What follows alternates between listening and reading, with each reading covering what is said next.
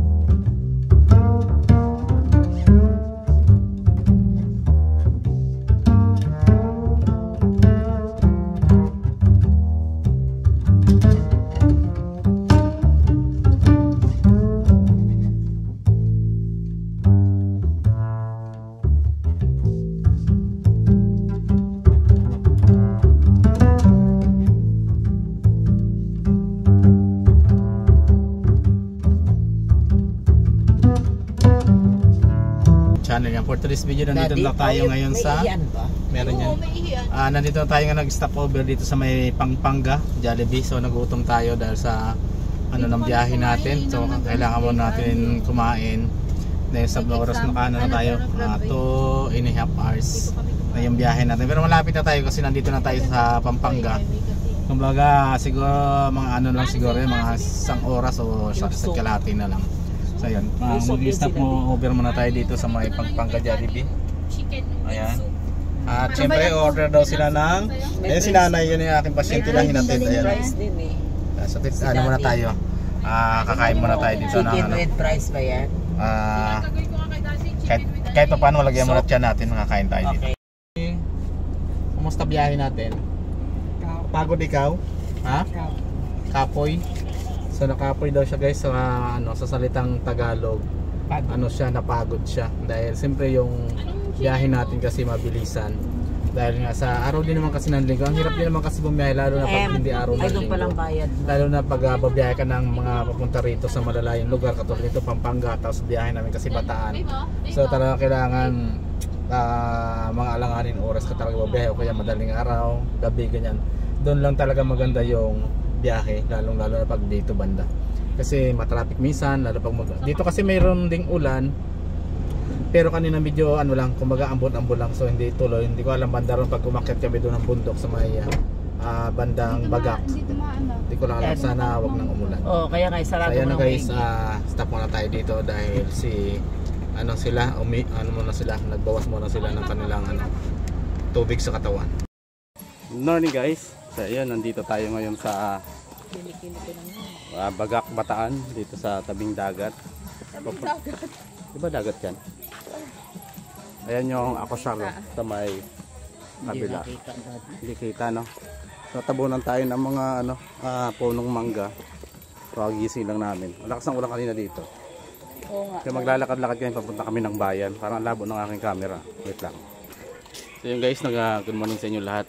At nandito tayo ngayon sa sa Bagak, Bataan. At pumunta kami ng bayan. So emergency yung punta namin ito, madalian. Hapon kami umalis mga 4 o'clock. So dumating tayo mga 7 o'clock dito sa Bagak, Bataan. Gagala-gala muna kami at bibili kami ng pagkain sa bayan ng Bagak. Maliit lang yung bayan dito. Pupuntahan natin, doon tayo bibili ng pagkain.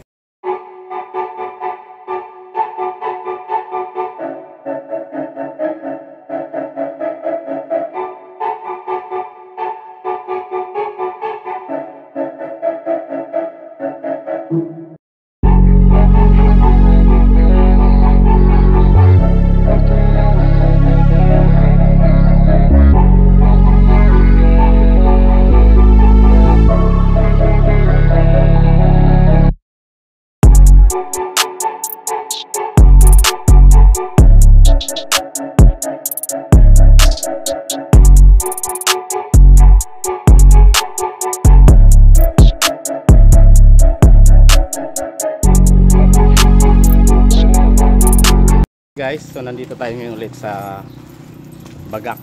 Galing kami ng palengke, bumili kami ng pagkain ni Mamsi. Saka si Ens. Parang wala ko nakikita ang aluminum na Ay, wala nga dito. plastic na. So napakamahal din talaga ng mga bilihin dito, lalo dito sa may palengke ng Bagak. No, napakamahal talaga, pati mga gulay dito, grabe, pati isda. Sobrang mahal. So hindi na lang kami bumili ng ulam namin kasi meron kaming lulutuing manok na native galing doon sa mga kamag-anakan nila, binigay sa amin. Mami. Tapos lulutuin na lang namin, mag-aadobo kami ng may kasama pang bibi. So yun daw yung lulutuin na natin, kaya hindi na tayo bumili ng ulam. At mag-aantay na lang kami, baka merong bibinta doon sa amin isda. Mas mura kasi pag may naglalakong isda dito, mga galing tabing dagat. So yun na lang ang aantay namin para mas makakamura-mura. Kasi pag nasa palengke kami, napakamahal talaga ng bilihin, lalo na dito sa bandang Bagak. Nasa kabundukan tayo, kaya mahal talaga bilihin dito. Pauwi na rin kami, bumili na rin kami pang timpla para doon sa aming lulutuin. Ayan, makikita yung daanan natin dito. Ayan, dito yun sa bayan ng Bagak. Napakalit lang naman ang bayan na to. Dito rin kami namamasyal paglalo sa sa mahal na araw. Dito kami namamasyal kasi dito yung ginaganap yung tawag doon. Yung ginaganap dito pag mahal na araw. Sinakulo. Yun, dito. Ito sikat na sikat sa YouTube, kahit saan, Facebook.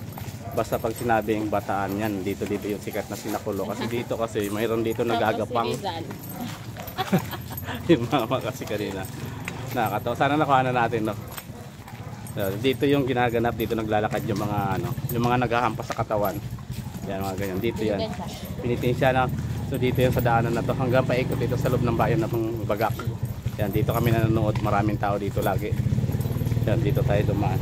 So, mga 3 years. 3 years na mula nung pumunta kami rito.